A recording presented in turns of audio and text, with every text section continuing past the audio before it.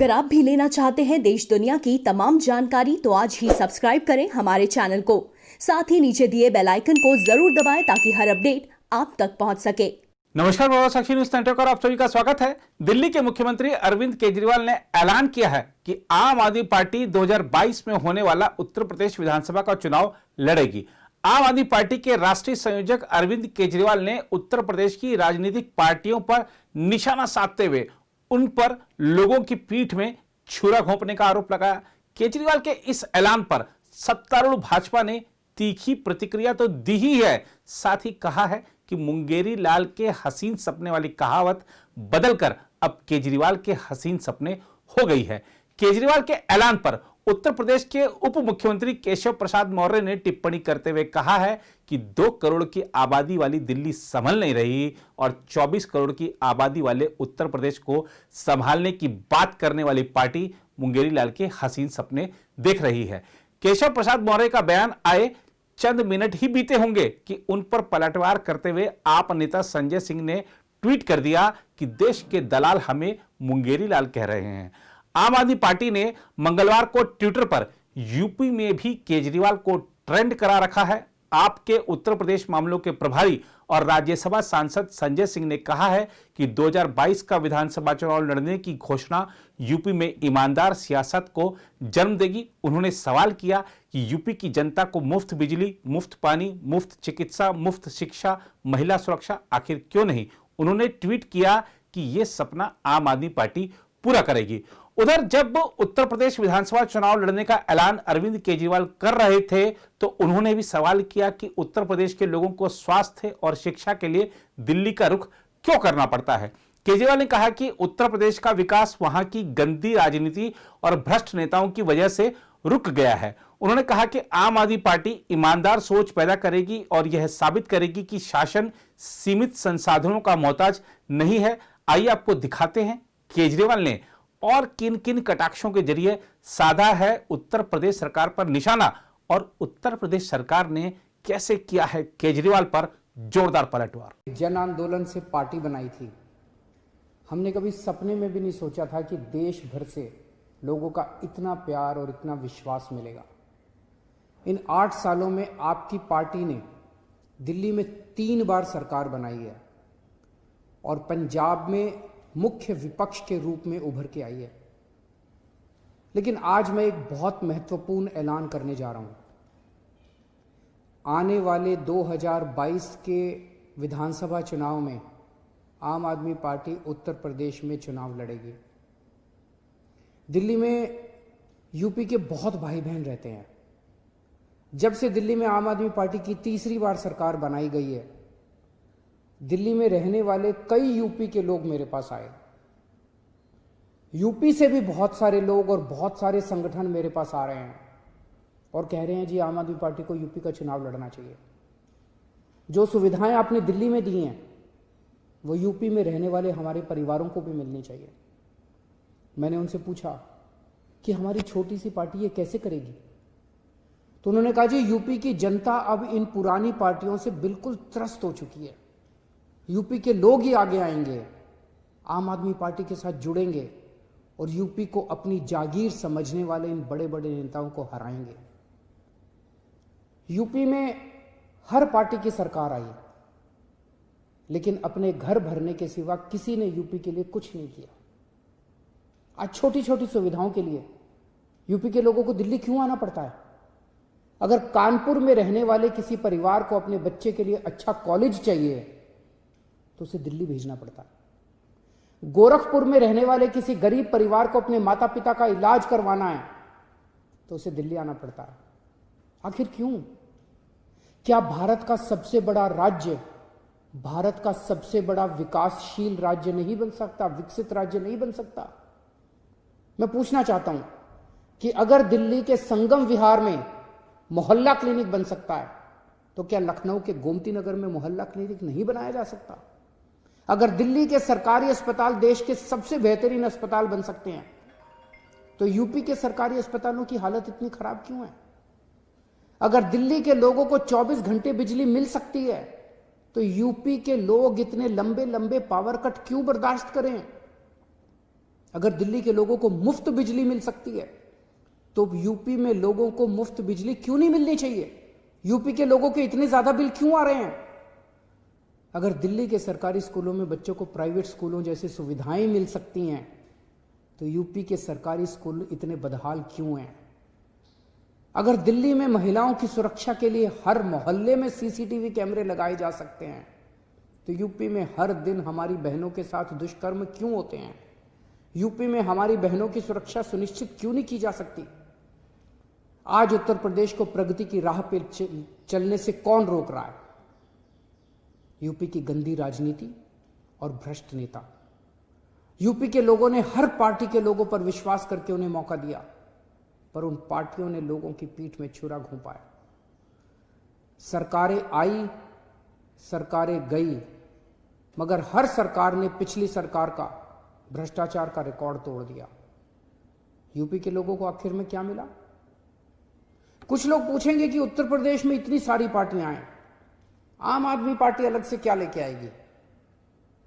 आज यूपी की राजनीति में एक ही चीज की कमी है, सही और साफ नीयत की, और वो केवल आम आदमी पार्टी के पास है। इसी साफ नीयत से हमने दिल्ली बदल के दिखाई है। दिल्ली में हमने साबित कर दिया कि सरकारों में पैसे की कमी नहीं होती, नीयत की कमी होती है। दिल्ली के लोग चाहते थे कि उनकी जिंदगी बेहतर हो, उनके बच्चों को अच्छी शिक्षा मिले, उनके परिवार को अच्छी स्वास्थ्य सेवाएं मिले, उनको एक ईमानदार सरकार मिले। इसीलिए दिल्ली के लोगों ने लगातार 3 बार दिल्ली में आम आदमी पार्टी को चुना। ऐसा इसलिए हुआ क्योंकि दिल्ली में लोगों को पहली बार काम होते हुए दिखा। उन्होंने एक ईमानदार सरकार मिली जो उनके लिए, उनके साथ मिलकर काम करती है। आज हर यूपी निवासी एक ईमानदार और साफ नीयत वाली सरकार चाहता है जो केवल आम आदमी पार्टी दे सकती है। इसलिए आम आदमी पार्टी 2022 के उत्तर प्रदेश विधानसभा चुनाव लड़ेगी। दिल्ली के लोगों ने आम आदमी पार्टी को एक मौका दिया था। उन्हें आज आम आदमी पार्टी से इतना प्यार हो गया कि दिल्ली वाले अब बाकी सारी पार्टियां भूल गए। आप भी आम आदमी पार्टी को एक मौका देके देखिए, मैं यकीन दिलाता हूं उत्तर प्रदेश वाले भी बाकी सारी पार्टियों को भूल जाएंगे। आज केजरीवाल जी ने प्रेस करके कुछ घोषणाएं की हैं। एक मशहूर कहावत है, आप सब लोग ने इसके बारे में जानते हैं, जिसको कहते हैं मुंगेरी लाल के हसीन सपने। अब 2022 के बाद इसको, मुहावरे को चेंज किया जाएगा, केजरीवाल के हसीन सपने। अब उनका दावा है कि उनके ऑक्सी मित्र निकले हुए हैं। अब पूरे उत्तर प्रदेश में उनके ऑक्सी मित्र निकले हैं तो वो ऑक्सी मित्रों से कह देते आपका भी ऑक्सीजन उत्तर प्रदेश की भूमि पे जांच कर लेते तो शायद उनको ज्यादा समझ आ जाता अनाउंसमेंट के पहले।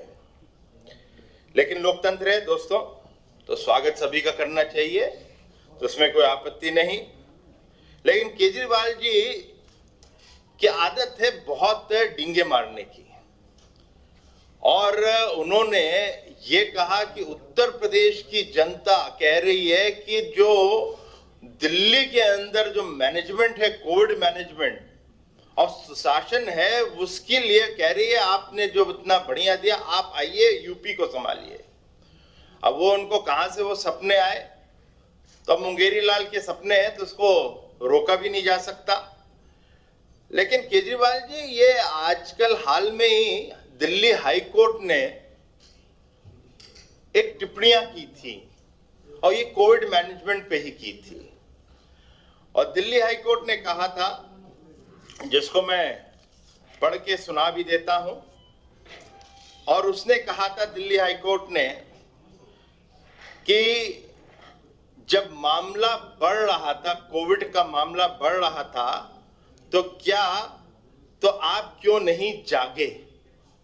ये सरकार के ऊपर टिप्पणी है दिल्ली हाई कोर्ट की, कोविड मैनेजमेंट, जिसकी आप दुहाई दे रहे हैं।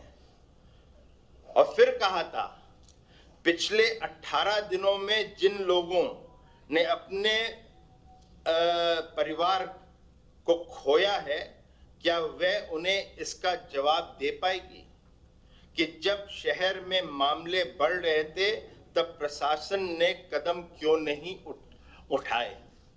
और इसका तो जवाब केजरीवाल जी को देना चाहिए, क्योंकि वो कह रहे हैं कोविड मैनेजमेंट के बारे में। कहीं कोविड मैनेजमेंट की बात करते हैं तो तुलना पता नहीं किस प्रकार से वो करते हैं। आपके यहाँ तो 2 करोड़ की आबादी है, हम तो 24 करोड़ के आबादी का है।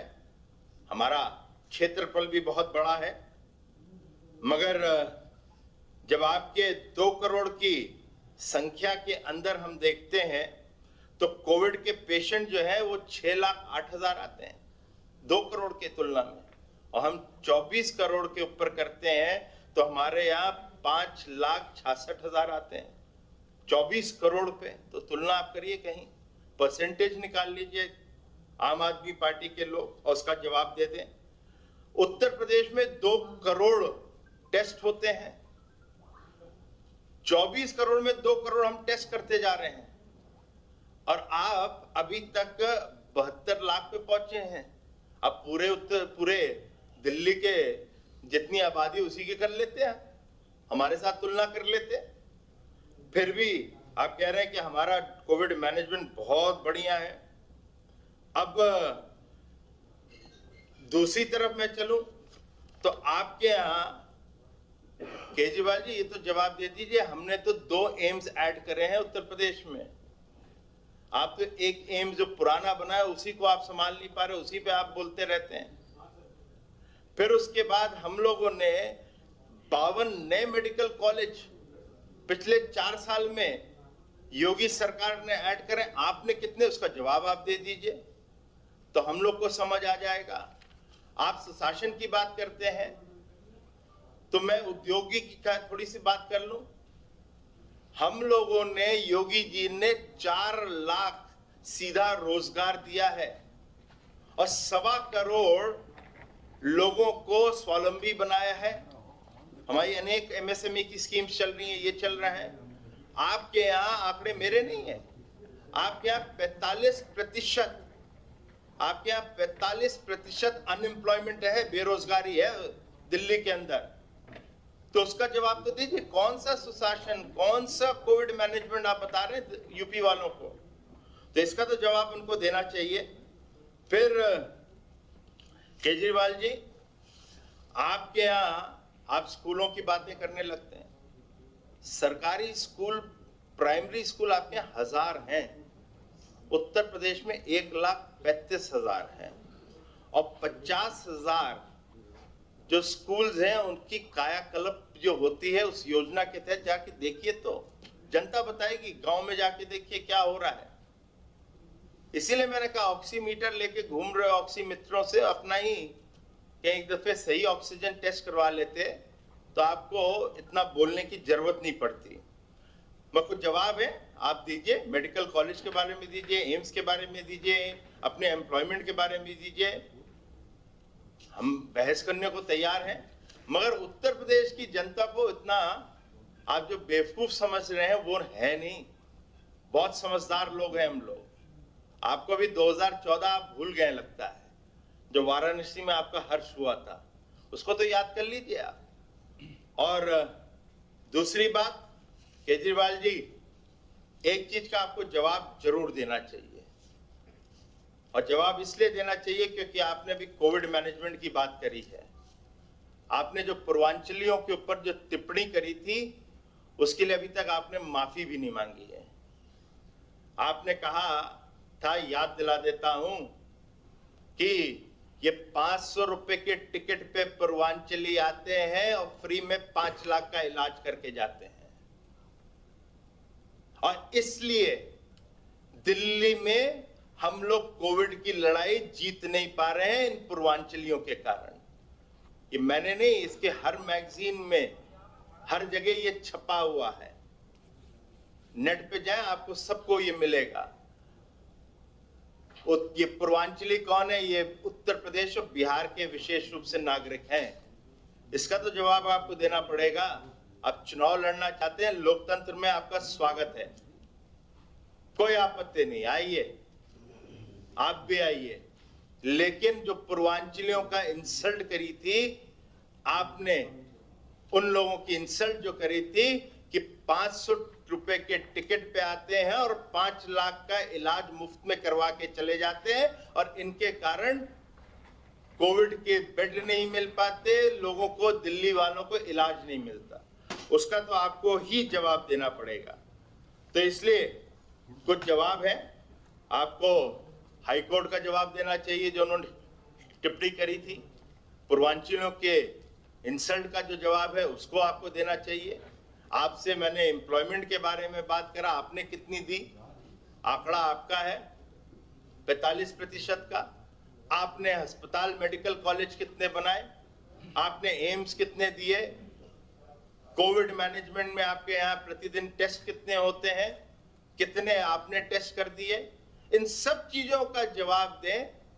और इसलिए केजरीवाल जी, आपकी आदत है, जो मैंने पहले कहा था, आपकी आदत है भ्रमित करने की। और आप अब उत्तर प्रदेश की जनता में ही नहीं, आप दिल्ली की जनता में भी बेनकाब हो चुके हैं। और जब जो बेनकाब होता है ना, उसके लिए एक ही नसीहत होती है कि वो पर्दाशीन हो जाए, पर्दे के पीछे छुप जाए, नहीं पर्दे के आगे आने का प्रयास करें, क्योंकि आप बेनकाब हो चुके हैं। तो इसलिए दोस्तों, आज आपके बीच में ये टिप्पणी लेकर आया था, क्योंकि आम आदमी पार्टी की कुछ टिप्पणियां थी जो भ्रमित करने की थी, तो इसलिए मैंने प्रश्न भी पूछा। बहुत बहुत धन्यवाद।